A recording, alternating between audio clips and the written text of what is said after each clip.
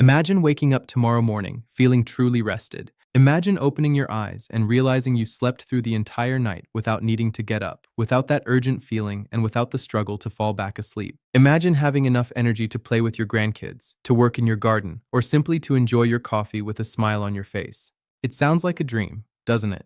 For many of us over 60, sleep has become a battleground. But I want to tell you something very important right now. It doesn't have to be this way.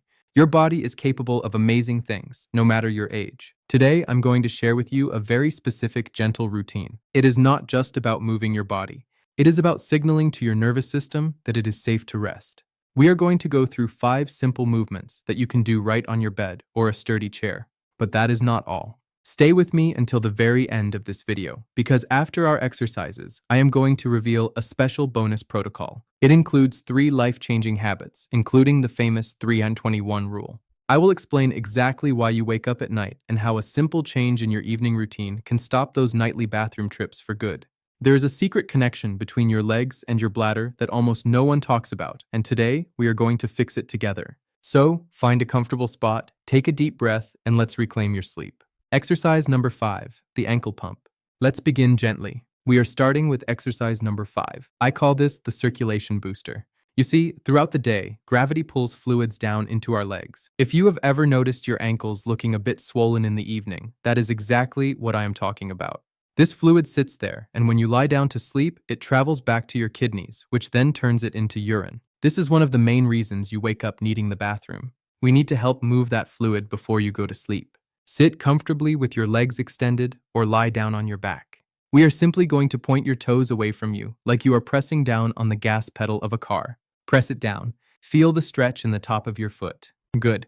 Now pull your toes back toward your shin as far as they can go comfortably. Feel that stretch in your calf muscle. That is the key. Your calf muscle is often called your second heart. Every time you flex it, you are pumping blood and fluid back up towards your upper body so it can be processed while you are still awake. Let's do this together slowly and rhythmically. Point and flex, don't rush. This isn't a race. Imagine a gentle wave moving through your legs. Keep going. While you do this, breathe. Inhale as you point, exhale as you flex. We want to do this for about a minute. You might feel a little warmth starting in your lower legs. That is a great sign. It means the circulation is waking up. It means you are taking control of your body's plumbing system. Relax your shoulders. Unclench your jaw. Just focus on your ankles. Point and flex. Excellent. If you feel a little cramping, just stop, shake your leg gently, and start again with a smaller range of motion. Listen to your body. You are doing a wonderful job. My friends, while you are finishing up those ankle pumps, I have a small favor to ask. If you are finding this video helpful, or if you simply believe in taking a natural approach to your health, please take a moment to click that like button below the video. And if you haven't already, please subscribe to the channel. It is a small click for you, but it means the world to our community. It helps this video reach other seniors who are struggling with sleep and pain, just like we were. Thank you so much for your support. Exercise number 4, the single knee hug. Now let's move on to exercise number 4. We call this the single knee hug. This movement is fantastic for releasing tension in the lower back and the hips. You might be wondering, Dr. Thompson, what does my back have to do with my sleep? The answer is everything. When your lower back is tight, it compresses the nerves that travel to your pelvic area. A tight back keeps your body in a state of low-level stress, which makes deep sleep impossible. Lie flat on your back. If you need a pillow under your head for comfort, that is perfectly fine.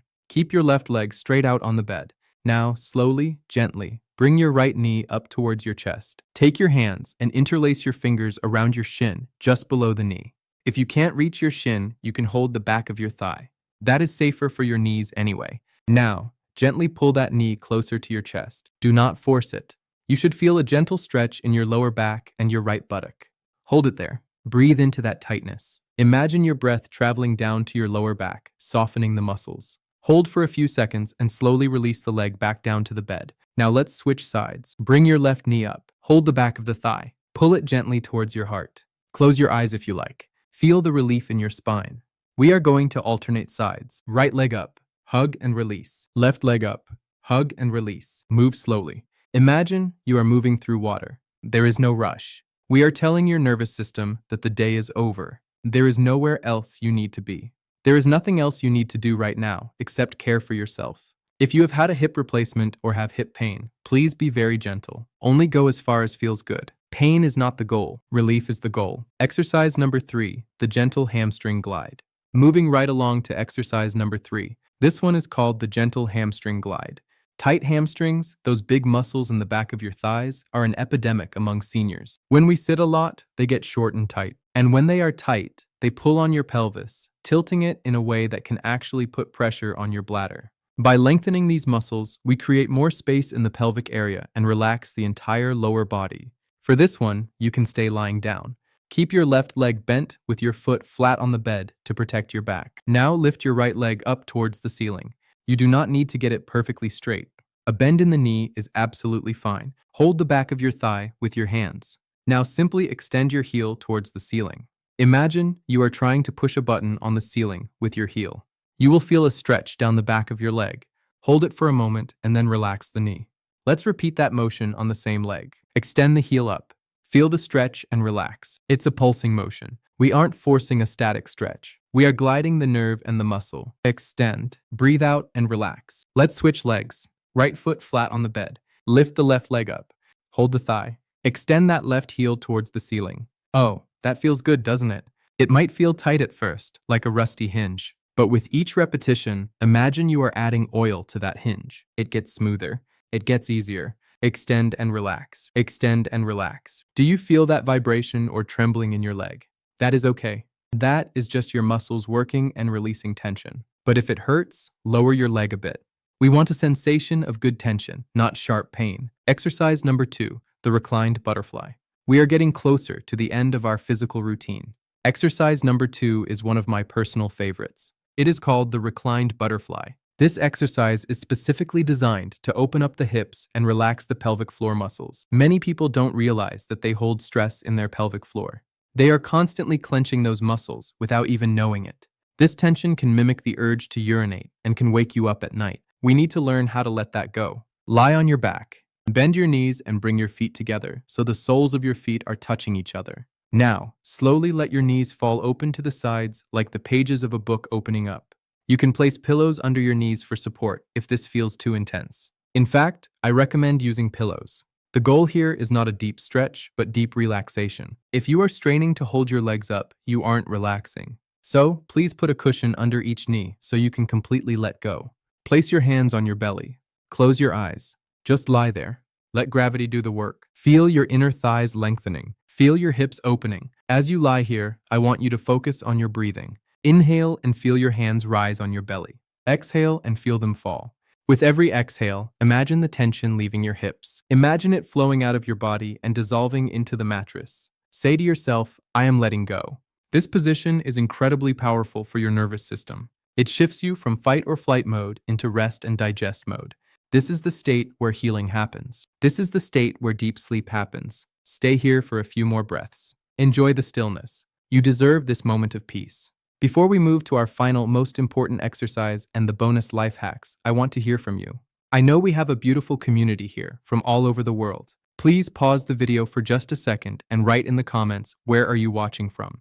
Are you in Texas, London, Sydney, or maybe somewhere else? And please, if any of these exercises felt tricky, or if you have a specific question about your health, do not be shy. Ask me in the comments. I personally read through them, and I try to answer as many as I can.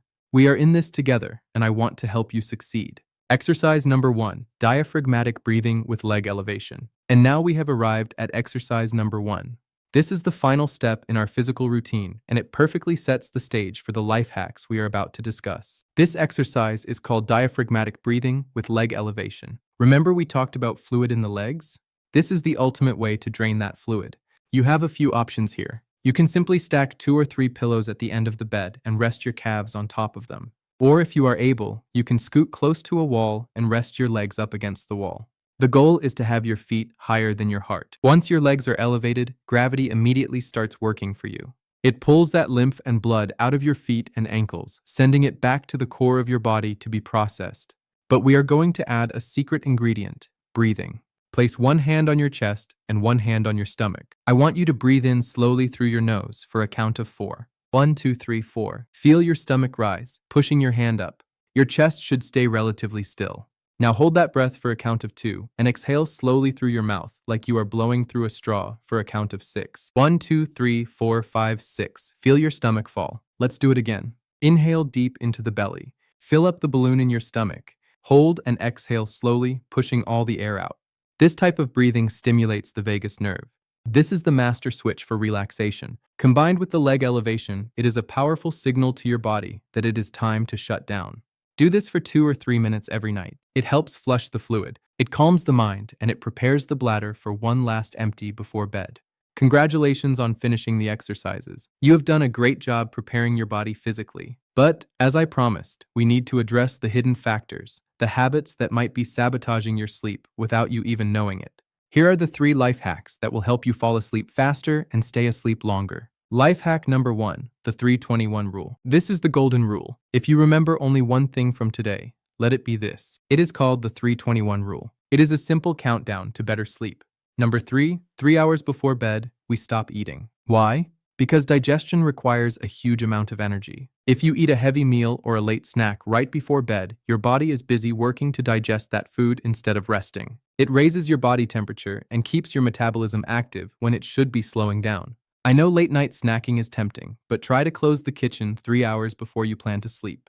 Number 2, 2 hours before bed, we stop drinking fluids. This is crucial for those of you waking up to use the bathroom. We need to give your kidneys a break. Stop drinking water, tea, or juice 2 hours before sleep. Now, I hear you asking, Dr. Thompson, what if I need to take my medication? I sent you or in you. Of course, that is an exception. A small sip of water to swallow your pills is absolutely fine, but no full glasses of water. I know this is hard at first. If 2 hours seems impossible, start with 1 hour. Then next week, try an hour and a half. Gradually work your way up to the benchmark of 2 hours. Your bladder will thank you. Number 1, 1 hour before bed, we do our exercises. Remember the exercises we just learned. Ideally, you do them about 1 hour before you sleep. Why 1 hour? Because these exercises, especially the leg elevation, have a double effect. First, they relax your pelvic floor and leg muscles, removing physical tension. Second, and most importantly, they help that fluid we talked about drain from your legs back into your system. By doing this an hour before bed, you give your body time to process that fluid into urine. This means you can go to the bathroom one last time, right before you turn off the lights, emptying your bladder completely. If you wait until you are already in bed to drain that fluid, your bladder will fill up while you are sleeping, and you will wake up at 2 a.m. If you don't have time for all 5 exercises, please at the very least do exercise number 5, the ankle pumps, and exercise number 4, the knee hugs. They are the most critical for this drainage effect. Life hack number 2, set the atmosphere. Now let's talk about your environment. During your exercises and that final hour before bed, you need to set the stage. Turn on some relaxing music, something slow, instrumental, maybe some nature sounds like rain or ocean waves. This distracts your brain from worrying thoughts. And look at your lighting. Bright white lights tell your brain it is daytime. They block the production of melatonin, the sleep hormone. Switch off the main ceiling lights. Turn on a small lamp with a warm yellowish bulb. Make your room dim and cozy. You want to mimic the sunset. This visual cue tells your ancient biology that the day is ending. Life hack number 3, the sleep diary. And finally, life hack number 3. This is for the scientists at heart. I want you to keep a simple journal or diary. You see, we often think our health is random, but it rarely is. I want you to track your progress so you can understand what works for you and what doesn't. If you have a terrible night where you felt worse than usual, write it down. But don't just write bad sleep. Play detective. Write down what you did that day. Did you eat something spicy for dinner? Did you have an argument with a family member? Did you watch a scary movie? Did you drink coffee after lunch? You will start to see patterns. You might realize, oh, every time I eat tomato sauce, I sleep poorly. So which means I need to waiting to train.